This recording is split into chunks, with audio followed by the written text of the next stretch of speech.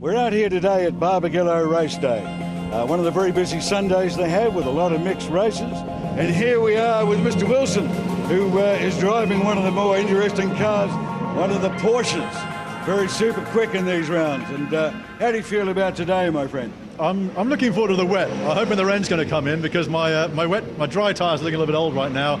A brand new set of wets haven't been used all year, so if the rain comes through, I think we should be looking good. Now, we're just talking to Richard, who was out in his Falcon. How was it out there, Richard? It was like a skating rink. It was very slippery.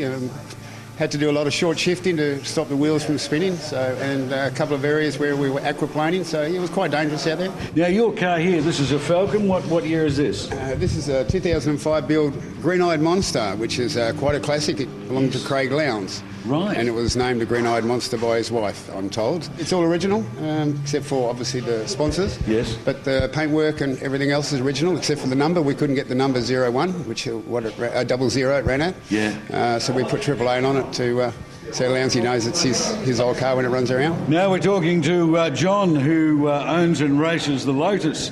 I see you put wet weather tyres on as well, John. How was it out there? It was very wet. It's as wet as I've raced in, I think. And there's probably 4 or 5 areas of standing water, which made it really quite difficult. One in particular at the end of the main straight was right in the braking zone. So you had to brake fairly early there. So to come through it. So when it's as wet as that, my philosophy is let's make sure we don't bend the car and let's get home and make sure we're in it for the race, because it was very wet and difficult to go hard and fast. We're here with Ken Copham while there's a bit of break in proceedings. Ken is a one-time past president of the WA Sporting Car Club, and he is now on the board of the CAMS Foundation, which supports young drivers and up-and-coming to try and get them to F1 level. We do a fair bit of charity work, and today we've got a lot of people up in regards to the CAMS Foundation, which is the, if you like, the organisation that's put on right around Australia, trying to find the next top drivers in Formula One, V8 supercars and rallying.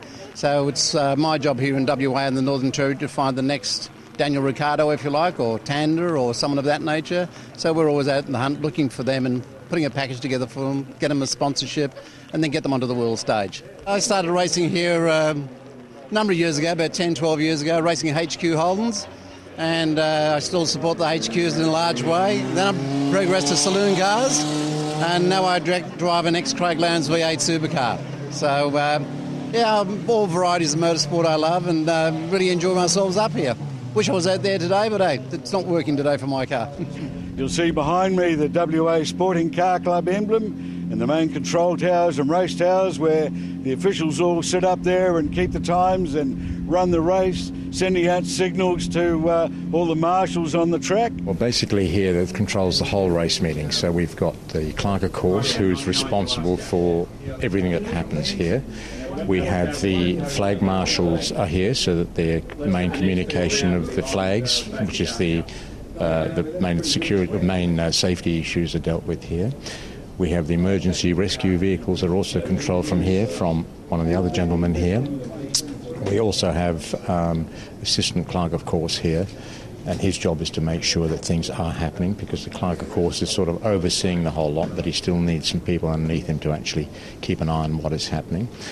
Over here we have the cameras, we have CCTVs all the way around the track here, and that's being monitored by a couple of people here because we can't see over the hill. So if anything untoward happens, it's on the camera and they can automatically tell the clerk of course we have an issue, we have a car off or we've got a car overturned. He will then make the necessary call to either tell the flag marshals to put a yellow flag to slow the place down or a red flag to stop it if it's a dangerous situation. In the meantime, everybody's on the same radio link, so the rescue people are automatically informed if they've got to go and collect him, whether we need tow trucks, whether we need medical assistance. The medics are also out there, they're also controlled from here. So everybody's linked in together if anything happens. So nothing happens here without the word coming from here to the various sectors, or if you want, the various officials.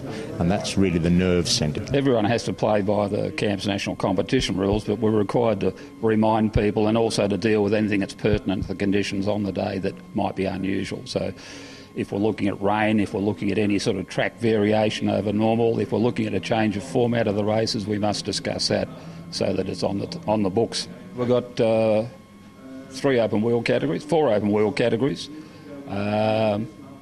regularity, and the Super GT and historic touring cars. So pretty busy program, very busy program. Well, there's normally about a race meeting every month as a rule, so sometimes there's only maybe 11 months, so once a month it would be here, but the track is used for a lot of other things. There's corporate days here, the motorcycles use this, there's tuning days, and there's other events like the speed event series use the facility. But actual motor racing, I think we've got about 10 events a year, so there's 10 programmed events every year, and usually around about, I think it's 25, 26 events. So it's a fair bit of organising to be done. We probably have a total of about 100 people to run a race meeting. Is that right? That's a lot of people. It often is as many as the competitors. If you look at, say, a V8 supercar meeting, we have approaching 300 officials on the day because there's just a lot more official hungry than what we can get away with for this sort of show. But certainly a lot of manpower required. They're all volunteers, and I suppose basically they're driven by a desire to be involved in motor racing as much as the guys that are racing the cars are. Some of them are competitors who've now gone to putting back into the sport on the official side. A lot of them are just volunteers who like motorsport and like doing something here for the day. So people who want to stand out in the rain, I feel sorry for the flag marshals on days like this, but they enjoy it. They're out there all day. I worked more in this area of the race control, but it's really a passion. I think it's like any sport.